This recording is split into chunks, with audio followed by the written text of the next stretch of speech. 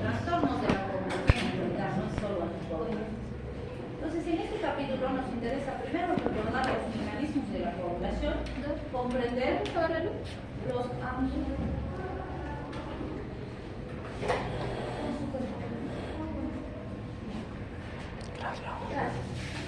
Entonces vamos a analizar los mecanismos de coagulación y comprender los mecanismos también de acción de los fármacos anticoagulantes, pero también de los procoagulantes. Entonces vamos a ver los dos extremos, cuando el problema es coagulación y cuando el problema es hemorragia, ¿sí? Y por eso vamos a poder entender las aplicaciones clínicas, porque si nosotros nos vamos a analizar algunas características de la hemostasia, lo primero que tenemos que recordar es ¿qué es la hemostasia? ¿Qué es la hemostasia, Natalie?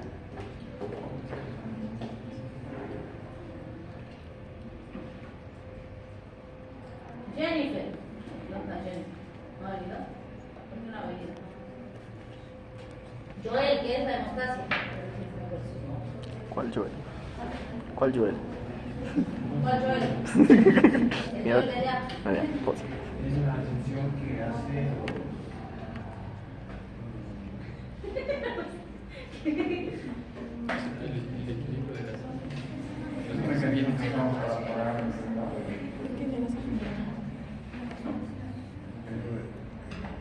Raúl, ¿qué es la hemostasia? Es un mecanismo para disminuir o parar el sangrado.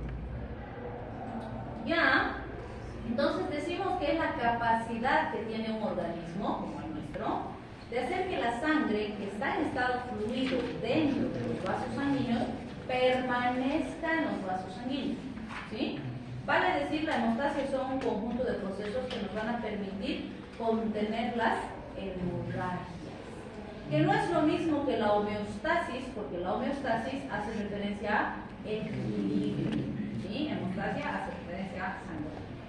Entonces sí es muy importante porque gracias a un conjunto de varios procesos, primero vamos a poder mantener la fluidez de la sangre dentro de los vasos sanguíneos, reparar lesiones vasculares cuando éstas se producen y disminuir la pérdida sanguínea cuando hay lesión hemorrágica, ¿sí? Pero es muy importante esto porque en ese proceso de reparación de lesiones vasculares podemos tener los dos extremos. Por un lado, hemorragias cuando hay pérdida sanguínea y por otro lado, trombosis cuando se forma un coágulo cuando no debe formarse, ¿sí? Entonces yo les pregunto, nuestro organismo es tan sabio y tan maravilloso que cada vez que se produce una hemorragia se activa el sistema de coagulación, ¿sí? Entonces les pregunto, ¿será que hoy ustedes han sangrado? ¿Sí? ¿Cuándo? A ver,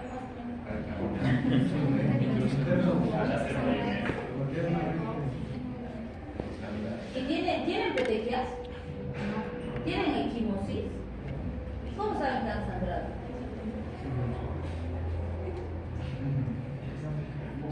¿Han visto sangre?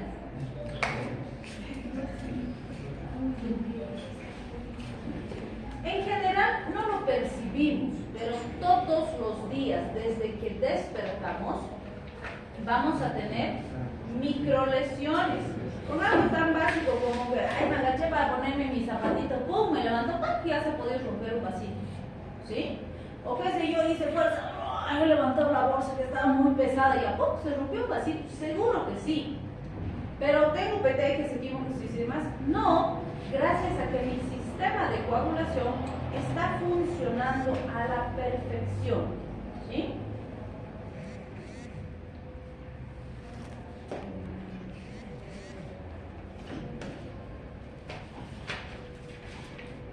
Entonces, ¿qué ocurre? Se produce una microlesión, se activa mi sistema de coagulación, produce un trombito, ¡pum! Tapa el sitio de lesión, ¿sí? Y yo ni me he dado cuenta que hubo una hemorragia, que hubo una lesión, pero seguro que todos nosotros hoy día ya hemos tenido microlesiones, pero no hemos percibido la lesión porque el sistema lo repara. Ese coagulito que se ha formado y que ha tapado ese huequito que se produjo, ¿ahora dónde estará?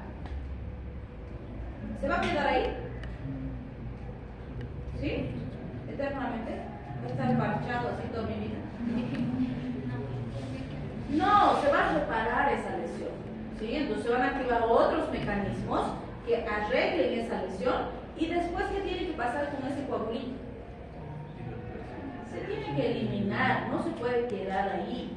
Porque cuando ya no está cumpliendo una función, empieza a estorbar y se convierte en un factor de riesgo. Porque si se desprende, así como vemos acá, ¿no? Se desprende esto, va a empezar a circular por vasos hasta que llegue un vasito de pequeño calibre y ¡pum! Produce una obstrucción. ¿Y eso también es patológico? Sí. Ahí están las famosas embolias que dice la población, que son súper peligrosas. ¿Sí? Entonces, vean, ni un extremo ni el otro son saludables. Y por eso es que nosotros, en condiciones normales, tenemos sistemas procoagulantes que se activan cuando necesito formar esos coágulos y corregir, producir hemostasia de alguna lesión, y tenemos sistemas anticoagulantes que se activan cuando no necesito formar un coágulo y necesito más bien que la sangre se mantenga fluida circulando en mis vasos sanguíneos. Porque ¿qué pasaría si mi sangre se coagula dentro de mis vasos? ¿Será compatible con la vida? No, literalmente me voy a morir. Esa sangre tiene que circular. ¿Sí? Entonces, vean, hay un equilibrio entre factores procoagulantes y anticoagulantes. Los dos son importantes. ¿Sí? ¿Cuándo se enferma el paciente? Cuando alguno se exacerba o cuando alguno está en deficiencia, porque eso va a generar desequilibrio. ¿Sí? Muy bien. Entonces, en este capítulo vamos a hablar de eso. Este gráfico nos muestra, o bueno, nos recuerda, porque esto es pura fisiología, nos recuerda lo que va a ocurrir cuando se produce esa placa primaria hemostática. Tenemos, por ejemplo, acá que se produjo una lesión tisular. ¿Quién se va a activar cuando hay lesión tisular? El factor de von Willebrand. ¿Qué hace el factor de von Willebrand? Es nuestro primer señalizador cuando se ha producido una lesión. Va a ser como una alarma que empieza ahí, ¿no? Lesión, ayuda. Entonces, ¿a quién va a llamar? A las plaquetas. Ahí las plaquetitas estaban pasando por el torrente sanguíneo y el factor de von Willebrand ahí, ayuda. Entonces viene la plaqueta a ayudar, ¿sí? Entonces viene la plaquetita, se empieza a fusionar ahí en el sitio de la lesión, obviamente van a venir varias plaquetitas a ayudar, y estas plaquetitas van a liberar otros mediadores químicos. ¿Qué liberan las plaquetitas? ADP, tromboxano A2, que es uno de los señalizadores más importantes. ¿Se acuerdan para qué sirve el tromboxano A2? ¿Se acuerdan qué fármaco evita que se sintetice el tromboxano A2? Los AINES, ¿sí? ¿Qué hacen? Que no se sintetice. Y si no se sintetiza, ¿qué efecto tiene? Antiagregante plaquetal. De ahí viene, pues, evitan la agregación plaquetal. ¿Sí? Entonces, fíjense, ADP, tromboxano A2 y serotonina va a ser liberado por cada plaquetita y son señalizadores químicos que van a ir a llamar a otras plaquetitas. ¿Sí? Va a decir, hey, ayuda por favor, aquí estamos, bueno, se ha producido una lesión, necesitamos reparar. Van a empezar a migrar más plaquetitas. ¿Sí? Entonces, lo primero que va a ocurrir es que se van a empezar a poner plaquetitas en filitas en el sitio de la lesión y las plaquetitas se agarran entre ellas como una especie de manitos que son glucoproteínas. ¿Se acuerdan qué se llamaban esas glucoproteínas?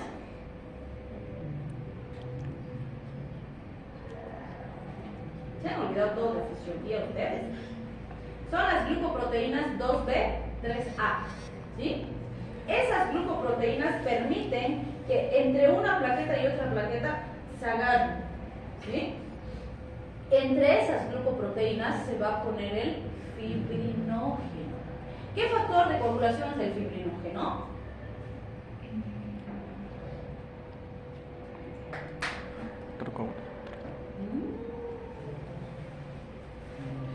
Es el factor 1 inactivado. Necesitamos que ese fibrinógeno se convierta en fibrina. La activación de la cascada de la coagulación cumple específicamente esa función, que el fibrinógeno se convierta en fibrina y ahí se consolida el coágulo, ¿sí? Entonces, fíjense, primero se produce la adhesión plaquetaria, donde tengo una capa simple, delgada y debilucha de plaquetas que están ahí unas al lado de otras, tratando de evitar que siga saliendo la sangre, ¿sí? En ese momento podemos decir que es cuando tengo una lesión, me he cortado mi dedito y ¡pum! Agarro y hago presión y suelto así y ¡wow! Parece que ya ha dejado de sangrar, ¡pum! Muevo mi dedito y otra vez sangra, ¿sí? ¿Por qué? Porque esa barrera que están produciendo todavía es débil, ¿sí? ¿Qué tiene que pasar? Tiene que producirse la agregación plaquetaria. Entonces tienen que venir más plaquetas, ya no se van a poner solo en fila, se van a poner en fila, arriba, abajo, a los costados, y van a formar un tapón plaquetario, ¿sí?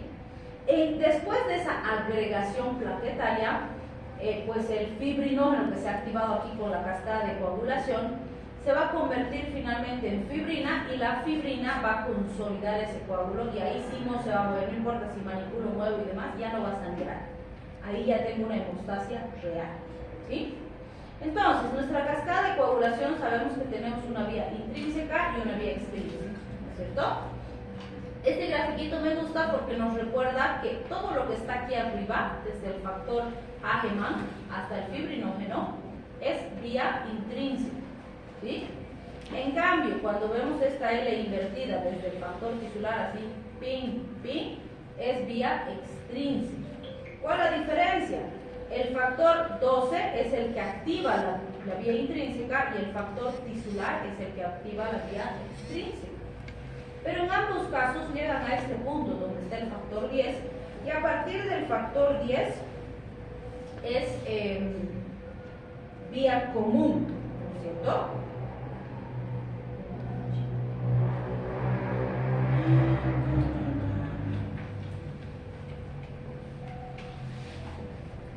Bien, entonces fíjense, cuando hablamos de estos o de esta vía común, ya los pasos son similares independientemente de dónde haya empezado el problema.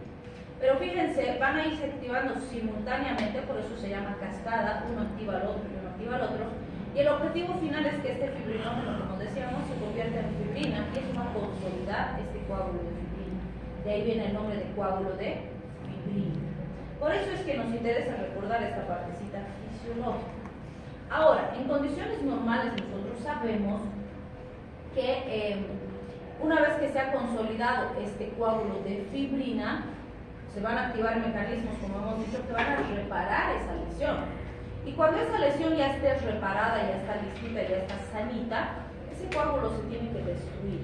Entonces también tenemos factores endógenos que se llaman fibrinolíticos, que lo que hacen es destruir el coágulo de fibrina para recanalizar el paso de la sangre y que ese coágulo no se convierta en un trombo y que ese trombo se convierta en un embolia, ¿sí? Entonces, el plasminógeno se va a convertir en plasmina, y la plasmina va a disolver el coágulo de fibrina y también va a evitar mayor activación del fibrinógeno, ¿sí? Y así va a finalizar la respuesta de coagulación. Tenemos fármacos anticoagulantes y fármacos fibrinolíticos, ¿sí? ¿Cuál sería la diferencia entre un anticoagulante y un fibrinolítico?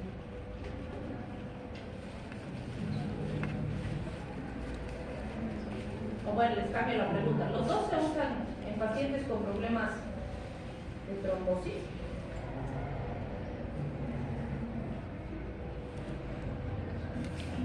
O les cambio la pregunta. ¿Cuándo uso anticoagulantes y cuándo uso trombolíticos?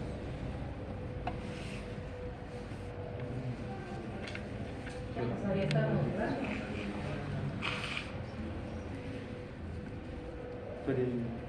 Para prevenir y otro cuando ya está. ¿Qué quieres prevenir? La formación de coágulos. Ya, ¿para eso le das el anticoagulante o el El fibrinolítico? anticoagulante, el otro cuando ya está con él. Muy bien, el anticoagulante debo usar anticipándome a la formación del trombo, cuando hay riesgo de trombosis. En cambio, el fibrinolítico uso cuando ya el trombo está ahí produciendo la obstrucción y lo quiero disolver, ¿sí? Vale decir uno uso como prevención y el otro como tratamiento. Pero como todo en medicina, no hay absolutos. Vamos a ir viendo algunas características de variabilidad en ese proceso. ¿Sí? Bien, fíjense acá tenemos el perfil de coagulación. Cierto que entre un laboratorio y otro laboratorio pueden haber pequeñas variaciones, pero son pequeñas, no son grandes. Y con estos parámetros vamos a ir trabajando. Por ejemplo, fíjense, un parámetro que nos interesa muchísimo es el INR. Siempre les digo, acuérdense 1 y saben el INR. De 1, 0,8 a 1,2, el 1 está en medio. ¿Sí? Normalmente, el parámetro normal INR 1. 1 métanse en su cabeza. Tiempo de protrombina, de 10 a 14 segundos. Algunos dicen de 10 a 12 segundos. Ya, está cerca del rango o mayor al 60% de actividad. ¿Sí? El TPTA, el tiempo parcial de tromboplastina activada, de 25 a 45 segundos. Sí, todos los parámetros son importantes, pero con estos tres es con los que más vamos a trabajar cuando hablamos de anticoagulantes. ¿Sí? Bien, entonces vamos a empezar con el primer grupo. Decimos los fármacos anticoagulantes. El grupo más antiguo y más importante es el de los inhibidores indirectos de la trombina. ¿Quiénes están aquí? ¿Conocen a la heparina? Este es su grupo, ¿sí? La heparina es uno de los primeros anticoagulantes que hemos tenido. Por eso hablamos de la heparina de alto peso molecular, también conocida como UFH, ¿sí? Que es muy potente, es muy buena, pero tiene muchos efectos adversos. Tratando de mejorar un poco sus características, se ha sintetizado la heparina de bajo peso molecular. Ahí tenemos al fondaparinux, que también es más estable. Tenemos a la enoxaparina. La enoxaparina hemos usado altísimo en la pandemia, ¿sí? Y ahorita vamos a ver por qué. Entonces, todos los de este grupo lo que hacen es interactuar con la antitrombina 3. La pregunta es, ¿qué es la antitrombina 3? La enzima que convierte que evita la fermentación de tisumina. ¿Será enzima?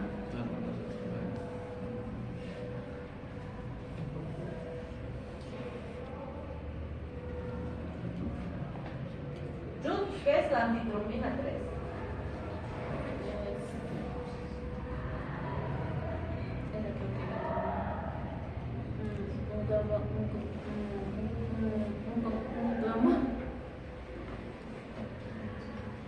Es un anticoagulante endógeno.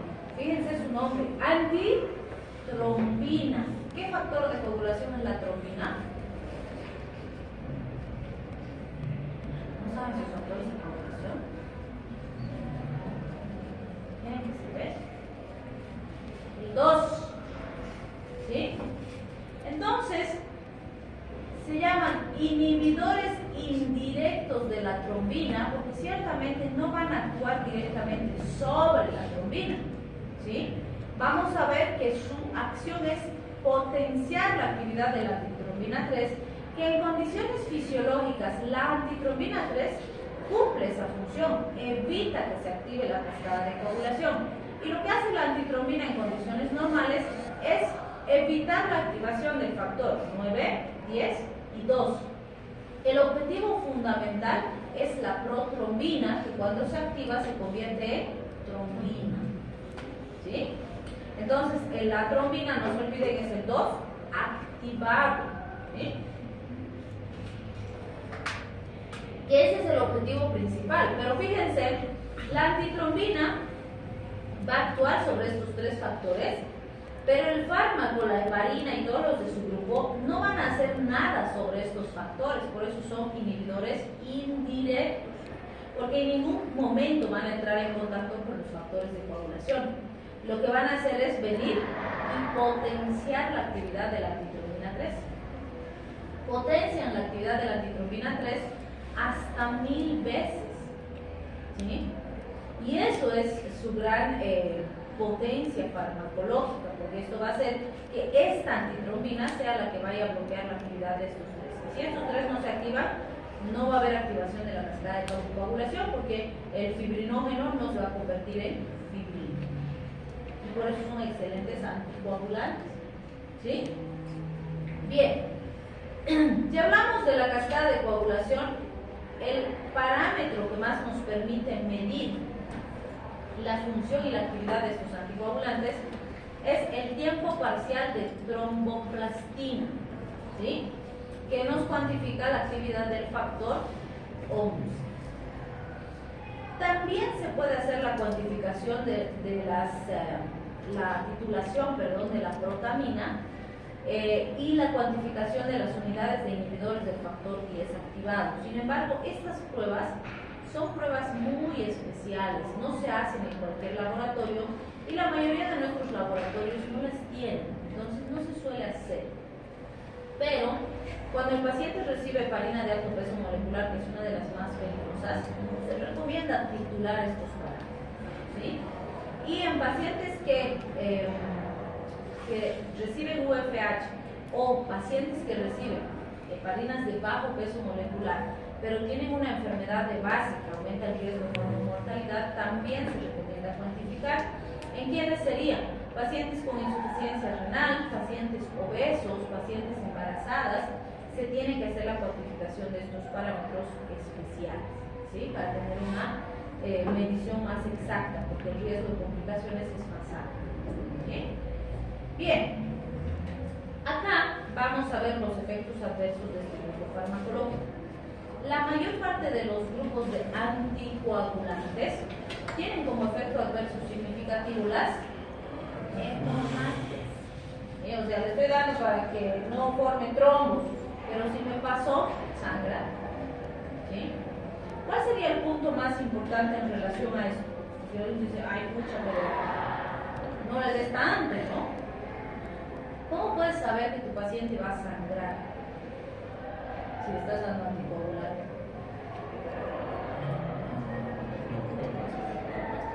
¿Perdón? Una prueba parcial de plastina, tal vez. Laboratorio. O sea, el laboratorio te va a guiar, ¿no? Pero si le haces el laboratorio hoy día y en 3 semanas el paciente empezó a sangrar, ¿cómo podías anticiparte a eso? ¿Podías?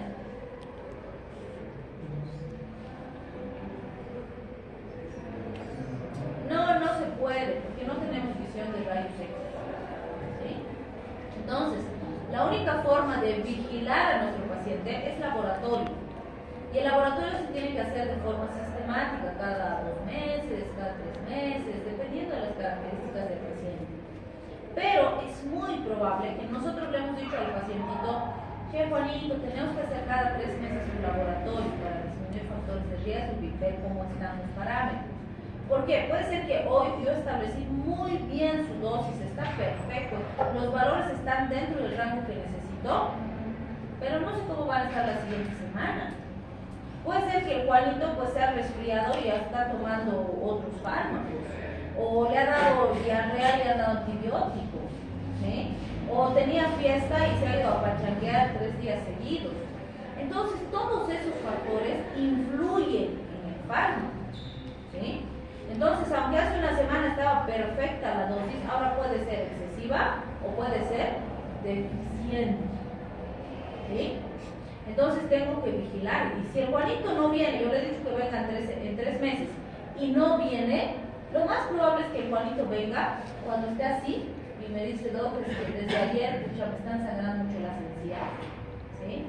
O viene y me dice, mi ojo ha aparecido así, no me lo he operado, no me he maltratado, nada. O viene como en estas, fíjense.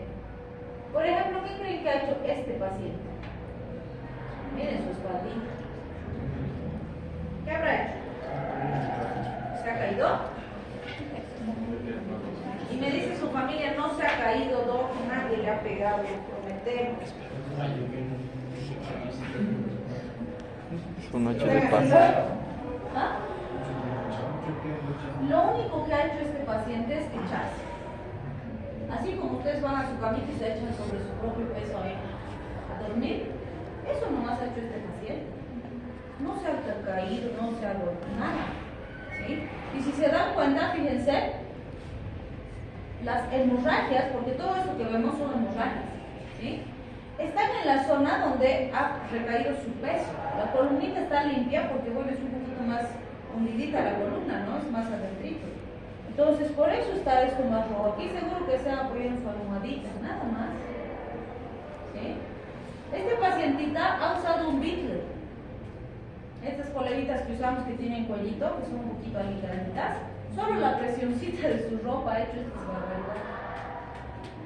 Porque está sangrando. ¿Sí? Lo mismo aquí, se ha apoyado sobre algo, este ha cargado alguito, su mochilito, que ni siquiera estaba muy pesadito. ¿Sí?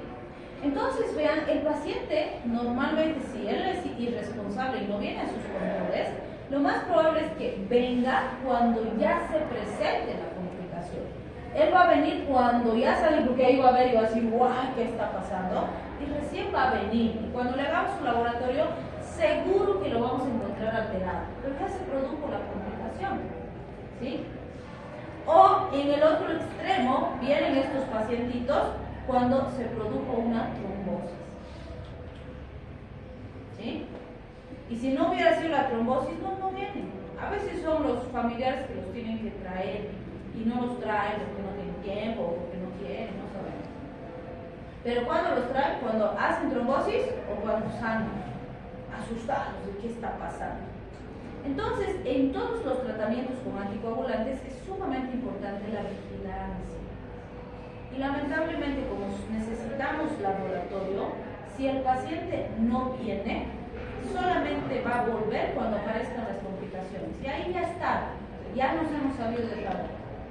Ya se ha producido la complicación. Esto ya es una complicación. Una trombosis ya es una complicación. ¿Sí? Entonces, fíjense, ¿quiénes tienen más riesgo? Pacientes en edad avanzada, más si son mujeres, y en general, pues aquí decíamos, la mayor parte de los pacientes que reciben anticoagulación son adultos mayores. ¿Sí? Eso es cierto. Se ha modificado en la pandemia, ¿verdad? Porque en la pandemia, como nunca antes, hemos usado anticoagulantes, sobre todo en oxaparina, hemos usado rivaroxaban, hemos usado ácido salicílico, en población joven y sin otras patologías de base, solo COVID, ¿sí? Porque necesitamos. La diferencia es que en esos cuadros hemos usado periodos limitados de tiempo, no suele. ¿Sí? Pero con seguridad ha aumentado la incidencia de complicaciones de este tipo en población joven, que antes del COVID pues no teníamos, porque era rarísimo, no usábamos anticoagulantes en pacientes jóvenes. ¿Sí? ¿Por qué hemos usado anticoagulantes en COVID?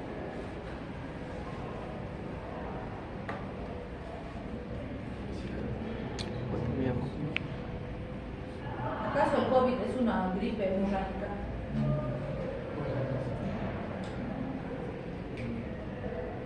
¿Por qué? ¿O para qué les hemos dado? ¿Nos hemos abocado? ¿No debíamos darles? Ustedes son generación COVID, ya les he dicho varias veces. Tienen que saber, ¿no? Porque el uso de anticoagulantes en COVID ha sido un cambio drástico en la evolución de la enfermedad.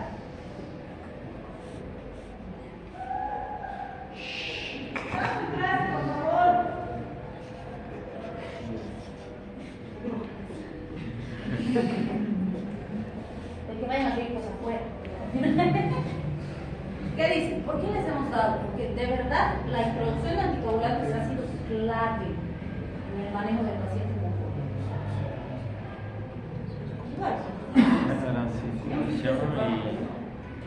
Mejora la circulación es vital. Cuando empezó la pandemia, el manejo COVID era neumonía. Enfocábamos en la parte respiratoria y la gente se moría. Y no permitían que hagamos autopsias. Bueno, que se hagan, aquí no se hace. No permitían que ningún país haga autopsias. La indicación de la OMS por bioseguridad era incinerar cadáveres. No toquen nada. ¿Sí? Entonces los pioneros fueron los italianos. Y dijeron, algo estamos haciendo mal. Porque estamos haciendo manejo respiratorio, estamos tratando como siempre hemos manejado las neumonías y la gente se sigue muriendo y no hay un cambio significativo, se mueren. Algo tenemos que estar haciendo mal, ¿no? Y decían, no, pero es prohibido, incinerar cadáveres. no permitían que se hagan autopsias. Entonces los italianos dicen, ok, bajo nuestro riesgo. Nuestros profesionales bajo nuestro riesgo. Si se mueren, nuestra culpa. Y así con todas sus medidas de bioseguridad y demás se pusieron a hacer autopsias. ¿Sí? Y cuando hicieron autopsias se encontraron con que los pacientes tenían coagulación intravascular diseminada. Encontraron trombosis cerebrales, trombosis renales, trombosis diseminadas en pulmones. ¿Sí? Entonces dijeron, los pacientes se están muriendo por coagulación, no por la neumonía. Es más, dijeron, estos microinfartos que generan estas trombosis son los responsables de las neumonías que están presentando sus pacientes. Entonces dijeron, claro, estamos enfocando mal, tenemos que introducir anticoagulantes para ayudar a estos pacientes. Y gracias a eso se introdujo anticoagulantes en el manejo de los pacientes. En los leves usamos ácido acetilsalicílico como antiagregante plaquetario y profilaxis, y en los moderados severos anticoagulantes. Y el resultado y el pronóstico cambió drásticamente, ya no se morían tanto, porque controlábamos la coagulación. ¿Cuál es la explicación fisiopatológica de esa coagulación intravascular diseminada en COVID? La tormenta de citoquinas, la respuesta inflamatoria masiva que genera este virus, produce una hiperactivación de los macrófagos que van a tratar de lesionar o agarrar a las plaquetas, y las plaquetas empiezan a agregarse. ¿Sí? Entonces hay trombosis diseminadas y los pacientes se complican por eso. Y el dar anticoagulantes ha mejorado el pronóstico y ha salvado muchas vidas.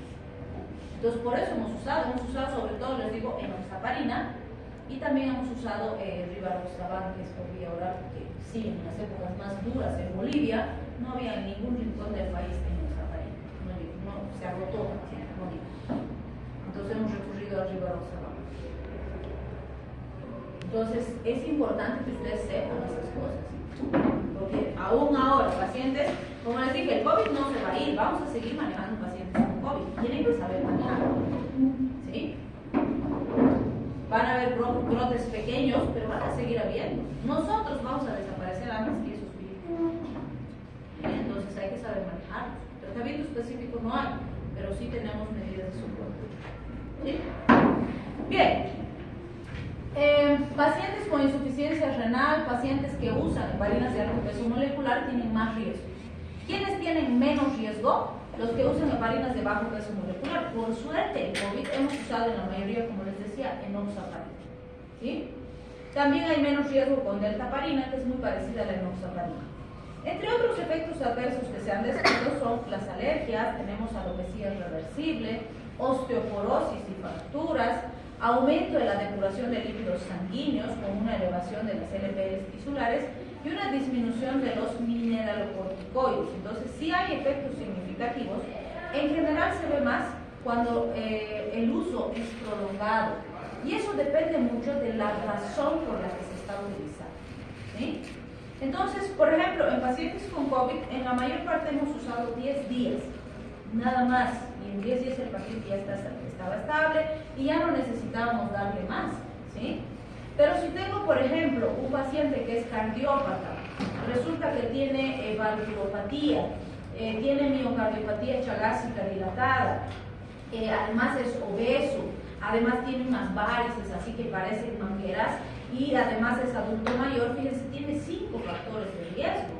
Entonces, ¿ese paciente va a dejar de usar antitrombóticos o anticoagulantes? No, va a usar el resto de su vida, porque de todos sus factores de riesgo la mayoría no se van a modificar. Sí, ya tal vez la obesidad la podemos tratar, pero la cardiopatía no la vamos a revertir, la edad no la vamos a revertir, las varices, habría que analizar riesgo-beneficio para ver si lo podemos operar, pero probablemente no se pueda. ¿Sí? Entonces vean, varios de sus factores de riesgo no van a ser modificables en el tiempo y va a tener que tomar medicación toda su vida. En ese tengo que ser más cuidadoso en vigilar, ¿no?, el daño hueso, lípidos, entonces los elementos, porque ahí sí se pueden producir complicaciones mayores. En cambio, si uso 10 días, la probabilidad de que esto se produzca es muy bajita. ¿Sí? Bien, tenemos también el famoso HIT. El HIT hace referencia a la trombocitopenia inducida por heparina. Este cuadro es un cuadro específico y particular que se ha asociado al uso de heparina, ¿sí? Es exclusivo del uso de heparina. Y un paciente con HIT se ve más o menos así. ¿Qué ocurre en el HIT? Vamos a tener una trombosis que genera una obstrucción de un vaso que puede ser periférico o central, y eso me puede generar necrosis en todo el tejido que depende de la irrigación de ese vaso en particular. La pregunta es, ¿cómo un anticoagulante puede tener como complicación trombosis? ¿Qué encuentro en pacientes con HIT? Aumento de la agregación plaquetaria, ¿sí? Vamos a tener un recuento plaquetario alterado porque va a haber disminución de la cuantificación plaquetaria y puede haber la existencia de anticuerpos. Entonces la pregunta es, ¿qué pasará para que un paciente presente HIT?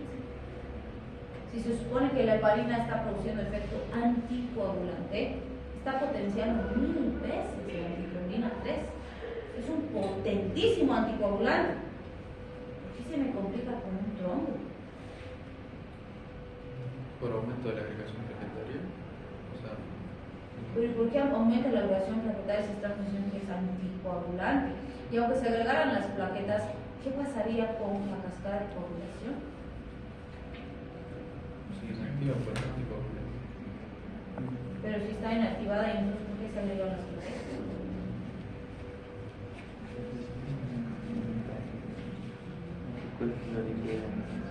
Porque no se olviden que esas plaquetitas que se activan van a liberar ADP, van a liberar tromboxano, van a liberar serotonina, y eso va a activar la cascada de coagulación, ¿no? El factor de von Willebrand, ¿verdad? Entonces van a notar mecanismos para que se active la cascada, pero la antitrombina está bloqueando. ¿Por qué se producen trombos? Respuesta de sistema inmune, assim que. ¿Qué pasará con el sistema inmune? ¿Cómo se anticuerpos?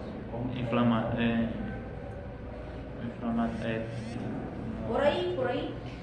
Demasiado. O sea, lo primero que me tiene que llamar la atención es esto. ¿Por qué anticuerpos? ¿Contra qué se están produciendo estos anticuerpos? Porque eso me va a ayudar a entender el cuadro. Agregar la plaquetaria también está Los anticuerpos se producen contra las plaquetas. Entonces, Pero ¿por qué el anticuerpo ataca la plaqueta? para intentar destruir y mantener. ¿A la plaqueta? No, es la. Porque piensan que no está bien Está fea esta, la mataré, dice. No, así se va a agredir a la plaqueta y no va a hacer la unión, ¿no? Resulta que cuando la heparina se metaboliza en nuestro organismo, produce metabolitos que se tienen que eliminar, y esos fragmentos de fármaco se pegan en la superficie de las plaquetitas. Entonces el sistema inmune detecta ese fragmento del fármaco como extraño y dice, uy, aquí hay algo raro, voy a ir a destruir. Entonces va a destruir, pero como está pegado a la plaqueta, en su afán de destruir el metabolito del fármaco, acaba estimulando a la plaqueta y la plaqueta se enoja, pues, y entonces empieza a agregar con sus compañeritos, ¿no? Entonces, es el sistema inmune que genera una hiperactivación de las plaquetas, que va a formar coágulos que están sueltos además, ¿sí? ¿Y eso qué va a hacer? Por un lado, que se produzcan coágulos que me pueden producir estos procesos obstructivos. Pero hemos dicho que cuando hago el recuento plaquetario de mi paciente está bajo, por eso es trombocitopenia. Entonces la pregunta es, ¿por qué hay trombocitopenia?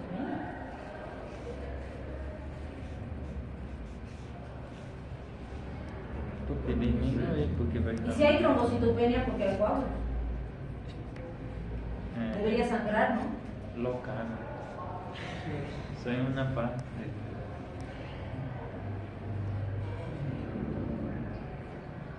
Es una trombocitopenia por consumo.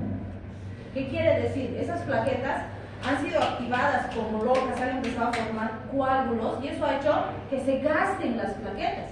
Y cuando yo cuento las plaquetas en sangre, no hay, porque todas están ahí metidas formando trombos, ¿sí? Entonces es una trombocitopenia por consumo, ¿sí? Pero esos coágulos que se han formado por la agregación de las plaquetas son los que me van a producir este tipo de complicaciones. Entonces, no es consecuencia directa de la acción o del mecanismo de acción del fármaco, sino de una respuesta inmune alterada frente a los metabolitos del fármaco que acaba produciendo una coagulación intravascular diseminada. ¿Sí? ¿Qué debo hacer? Dejar de darle heparina, porque mientras le dé heparina va a seguir habiendo metabolitos, el sistema inmune va a seguir reaccionando y el problema va a seguir. ¿Qué tengo que hacer? Cambiarle de anticoagulante. ¿Sí? O sea, no voy a dejar de darle, porque si le estoy dando heparina es porque tiene algún riesgo de trombosis. Pero primero voy a corregir el problema y luego voy a cambiar a otro anticoagulante. Por eso es que me dicen, puedo darle irudina o fondaparinus, que son buenos anticoagulantes y que no tienen reacción cruzada con el HIT. Nunca han producido una reacción cruzada. ¿Sí?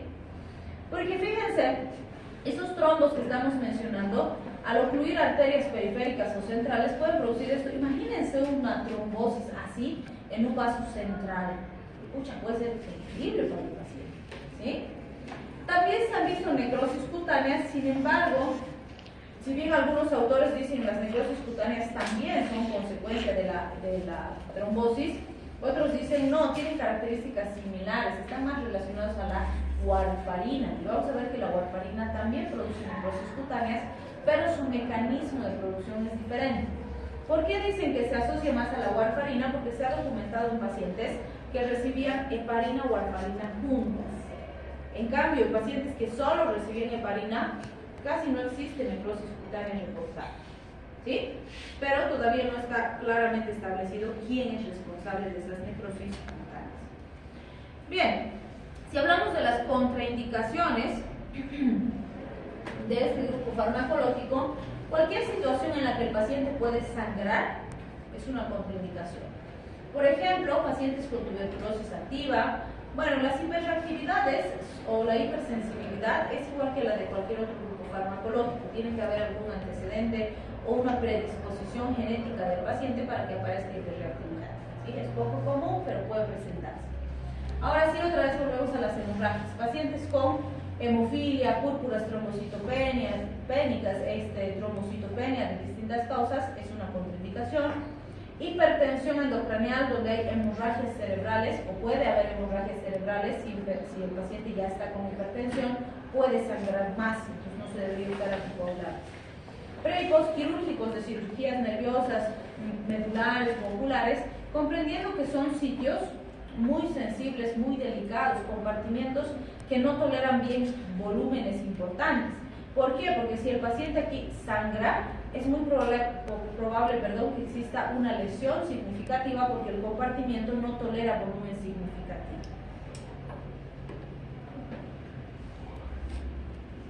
Bien, las amenazas de aborto, porque los pacientes suelen sangrar, el principal síntoma de amenaza de aborto es la hemorragia. Pacientes con endocarditis infecciosas, que por el proceso infeccioso los vasitos se ponen muy friables, muy sensibles, se rompen fácil. Y otra vez, el mediastino es un compartimento que no tolera mucho el volumen, entonces hay que tener más cuidado. En las úlceras gastroduodenales se puede complicar con hemorragias. En las enfermedades hepáticas o renales suele ya existir como trastorno de base disfunción del sistema de coagulación, que depende del hígado y del riñón. Entonces ahí puede exacerbarse más, o le doy dosis adecuadas del fármaco y el paciente empieza a sangrar. Y en funciones lumbares, bloqueos anestésicos regionales también son peligrosas, justamente porque vamos a intervenir sitios o estructuras que son altamente sensibles, delicadas, y pueden haber hemorragias importantes. Y algo muy importante que no debemos olvidar: este grupo de fármacos de la heparina no atraviesa la placenta. Entonces, si tuviera paciente embarazada que necesita anticoagulante, este grupo es mucho más seguro porque no pasa la placenta y no me va a producir alteraciones en el bebé. ¿Sí? Bien, ¿cómo usamos? ¿Quieren descansar un ratito? No. ¿No? ¿Está así? Acabaremos enoxaparina y descansamos antes de entrar a warfarina. O mirudina, creo que viene. Ok, entonces fíjense, puedo usar para profilaxis, que es una de las situaciones que más se usa. La tendencia actual es usar enoxaparina más que heparina, y la heparina más se ha relegado para el uso intrahospitalario. Algo muy importante con estos tipos de anticoagulantes es que se usan por vía subcutánea. No se recomienda usar por vía intramuscular porque los riesgos de complicaciones son sumamente altos. Entonces no se tolera bien por vía intramuscular, se debe usar subcutánea. La heparina de 5.000 unidades internacionales se puede usar cada 8 o cada 12 horas.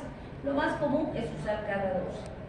La deltaparina de 5.000 unidades internacionales se suele usar una sola vez al día. Y la enoxaparina, que les digo que hemos usado más, cierto, viene también en miligramos, 30 miligramos, 40 miligramos y 60 miligramos. Esos 30 miligramos es el equivalente a 3.000 unidades, los 40 miligramos a 4.000 unidades y los 60 miligramos a 6.000 unidades. Esas son sus equivalencias, es lo mismo, ¿sí? Entonces pueden dosificar en unidades o pueden dosificar en miligramos si es que usan enoxaparina. ¿Qué vamos a decir? Lo habitual es usar, por ejemplo, 30 miligramos cada 12 o 40 cada 24.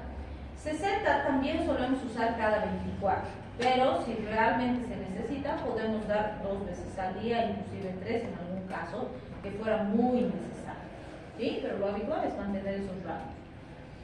¿Qué decimos del tratamiento continuo? Normalmente el tratamiento continuo va a estar destinado a pacientes que están hospitalizados, porque para darle un tratamiento continuo vamos a necesitar usar una bomba de infusión, donde vamos a poner el fármaco y vamos a programar cuántas unidades por kilo y por hora le va a pasar al paciente de la máquina.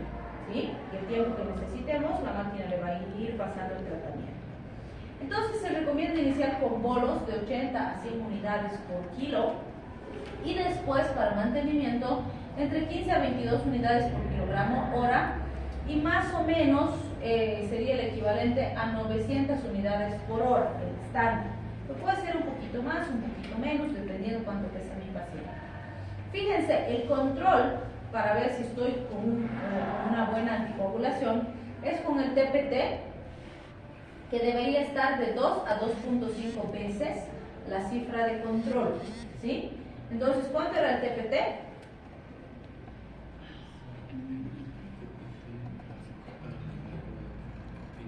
¿El tiempo parcial de tromboplastina?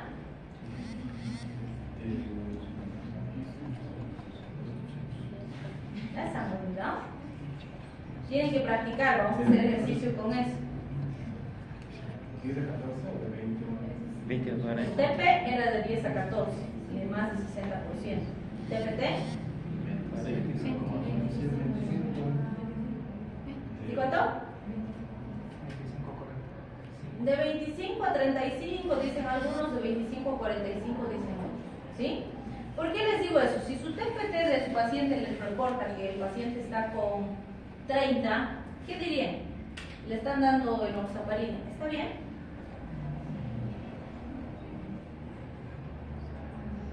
Ya está 45, ¿está bien?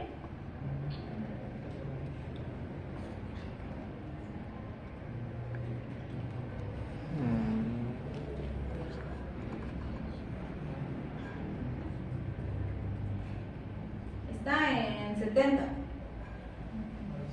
¿Está bien?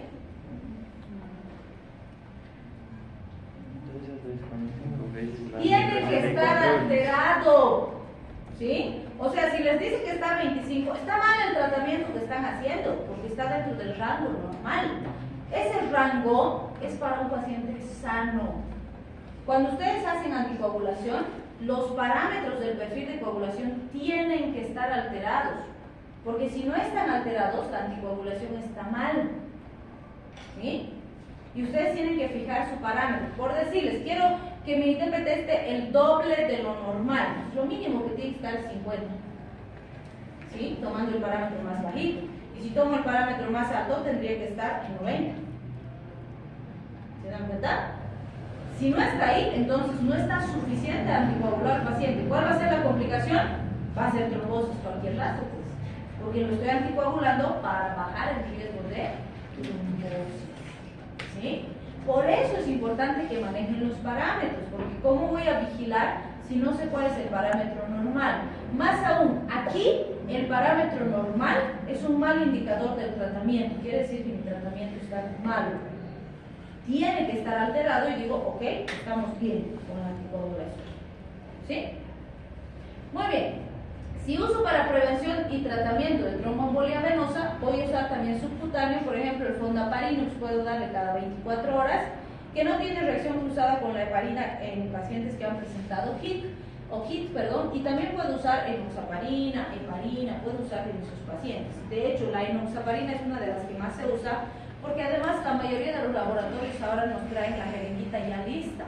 Ya viene en jeringuita, no tiene que estar midiendo, nada. Viene en jeringuita y fin, el pacientito directamente se aplica, así como tenemos acá, ¿no? Así suele venir. Se aplica subcutáneo igual que las insulinas, ¿sí? Bien, ¿se puede intoxicar mi paciente o me puedo exceder con el tratamiento? Sí, porque si se dan cuenta, voy a estarle dando dosis que me mantengan una alteración significativa. Entonces, mi objetivo es evitar que se produzcan trombosis, pero si me paso con las dosis, ¿qué se puede producir?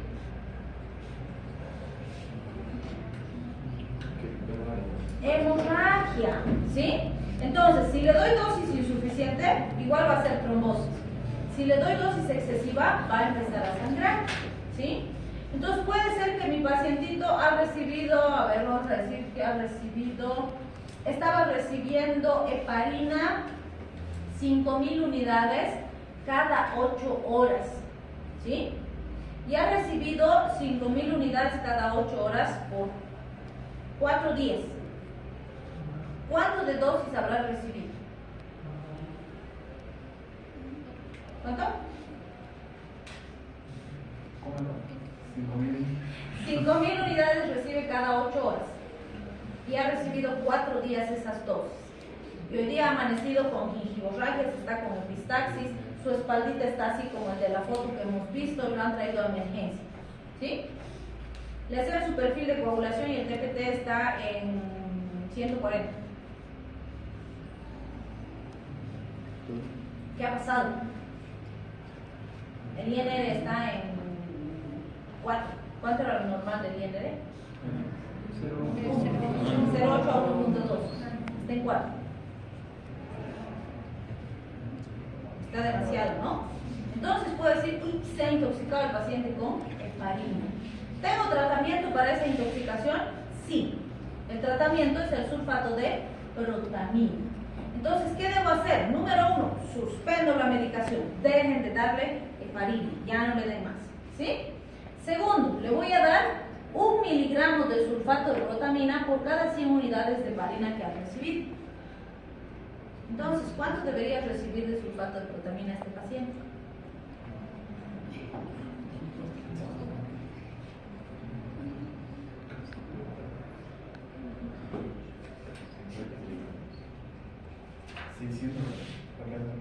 Los 4 días, 60.000. Ya, ha recibido 60.000 unidades en estos últimos 4 días. Muy importante. El otro dato importante es que cuando tengo intoxicación considero lo que ha recibido en las últimas 4 horas. ¿Sí? Entonces, ¿con cuánto voy a calcular? Con 5.000. ¿Sí? Si tengo que antagonizar 5.000 unidades, ¿cuánto de sulfato de protamina le voy a dar? 500. ¿Cuánto? 500. 50 miligramos. 50, un cerito menos. Entonces le voy a dar 50 miligramos y ese va a ser su antídoto, ¿sí? Por lo tanto, fíjense, me dice la velocidad de administración no debe ser mayor de 50 miligramos en 10 minutos. Ahora no tengo problema porque cada litro le tengo que dar 50. Entonces voy a decir pasarle los 50 miligramos lentito en 10 minutos. O si quiero extenderlo un poquito más, le puedo hacer pasar en 15, en 20 minutos, pero no en menos de 10, ¿sí? Bien, y ya está, lo voy a valorar, obviamente le voy a dar medidas de soporte, lo voy a hidratar, voy a ver oxígeno y voy a ir controlando con laboratorio, ¿sí? Hasta que se vayan estabilizando los parámetros. Y después voy a volver a dosificar su anticoagulante, ¿sí? Si fuera enoxaparina, entre comillas me dice sí, 1 miligramo por cada miligramo de enoxaparina, pero está en interrogación. ¿Por qué? En algunos pacientes no sirve de nada, la evolución sigue exactamente igual, y en algunos resulta bien. Entonces, en general decimos, bueno, si es enoxaparina, si bien la efectividad es dudosa, mejor darle. Por ahí tenemos suerte y sí le funciona, ¿sí? Si fuera fondaparinux no sirve para nada, pues ahí perdemos tiempo y dinero, así que no se hacen medidas de soporte vital, ¿sí? Entonces fíjense lo paradójico, ¿no? Estas que son un poquito más seguras no funcionan bien los antídotos, en cambio esta que es más peligrosa sí tiene antídoto, entonces riesgo-beneficio. Pero lo bueno es que sí tenemos sulfato de protamina en nuestros hospitales, entonces sí podemos usar como antídoto en el caso de que la necesitemos. La plasmaféresis, que es similar a la diálisis, que sacamos plasma y lo limpiamos y lo regresamos, solo sirve si el anticoagulante es danaparol. Si fuera otro, no tiene efectividad, solo en ese caso se puede utilizar. Ya, ahora sí descanso. Y comience.